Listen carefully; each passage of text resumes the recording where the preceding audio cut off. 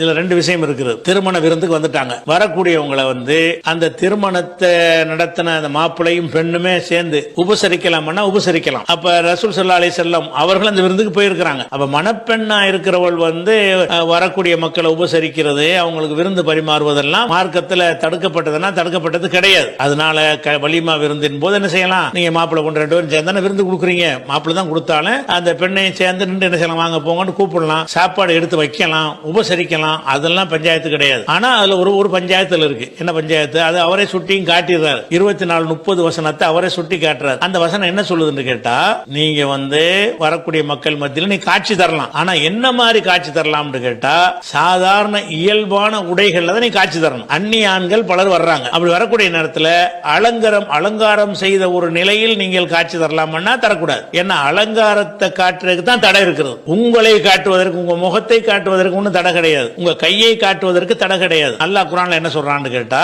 மூமினான பெண்களுக்கு நபியை நீங்கள் சொல்லுங்கள், அவர்கள் பார்வைகளை தாழ்த்தி கொள்ளட்டும், தங்களுடைய கற்புகளை காத்துக் கொள்ளட்டும், அவங்க தங்களுடைய அலங்காரத்தை வெளிப்படுத்த வேண்டாம். அவங்களுடைய கணவன்மார்கள், அவங்கள பெற்ற தகப்பன்மார்கள், கணவனுடைய தகப்பன்மார்கள், அதாவது மாமனார்மார்கள், அவங்க பெற்ற புதல்வர்கள் அல்லது அவங்களுடைய கணவர் பெற்ற பிள்ளைகள் வேற மனைவி மூலமாக, அவங்களோட உடன் பிறந்த சகோதரர்கள், உடன் பிறந்த சகோதரர்களின் புதல்வர்கள், அவங்களுடைய சகோதரிகளின் புதல்வர்கள் அல்ல அவங்கள போல பெண்கள், இவங்க மத்தியில தவிர மற்றவர்களுக்கு மத்தியில் அலங்காரம் செய்யக்கூடாது இருக்கு. அப்ப நீங்கள் அந்த கல்யாணத்துக்கு வர இவங்க மட்டும் தான் வருவாங்களா? அவங்க சாதாரண ஒரு ஆடை எல்லாரையும் போல அணிந்து கொண்டு நிலையில இருப்பார்களே, ஆனால் அவங்க பரிமாறுவதே வரவேற்கிறதே மார்க்கத்துல கூடும், தடை கிடையாது. அவங்களே சாப்பாடுலாம் எடுத்து வைக்கலாம், அந்நிய ஆண்களுக்கு வைக்கலாம். எதுக்கு தடை இருக்குது?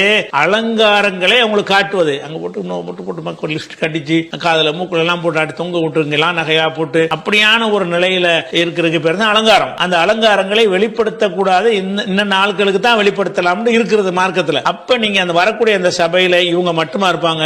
அந்த விருந்து உங்க வாப்பா, உங்க மாமனாரு, உங்க அண்ணன் பிள்ளைய, அக்கா பிள்ளைகளுக்கு மத்தியில உள்ள விருந்தா இருந்தா தாராளமா நீங்க என்ன செய்யுங்க, அலங்கரிச்சுட்டே நில்லுங்க, அலங்கரிச்சுட்டு உட்கார்ந்துறீங்க, அவங்க எல்லாம் பார்க்கட்டும், தப்பு கிடையாது. ஆனால் பலரும் வரக்கூடியதா இருக்குமே, ஆனால் அப்ப இந்த பெண்ணை நீங்கள் அந்த மேடையில் கூட உட்கார வைக்கிற கூட தப்பு கிடையாது. எப்படி உட்கார வைக்கணும்? சாதாரண உடையில உட்கார வைக்கணும். ஏன்னா பலரும் வர்ற காரணத்தினால பொதுவாக ஒரு பெண்கள் அந்த முறுக்கா மாதிரி அணிந்து கொண்டிருக்கிறாங்கல்ல, முகம் மட்டும் தெரிகிற வகையில, கை மட்டும் தெரிகிற வகையில அந்த அளவுக்கு ஆடை அணிந்தவர்களா, அது நகை நட்டு இல்லாம, வேற அலங்காரம், லிப்ஸ்டிக் போடாம, நெயில் பாலிஷ் போடாம, அந்த அலங்கரித்தல் இல்லாம இருந்தார்கள் என்று சொன்னா தப்பு கிடையாது. அலங்கரிச்சுட்டாங்கன்னு சொன்னா இந்த வசனத்துக்கு மாற்றமா போயிடும். அப்ப என்ன மாதிரி செய்யறாங்க நீங்க முடிவெடுத்துக்கிறீங்க.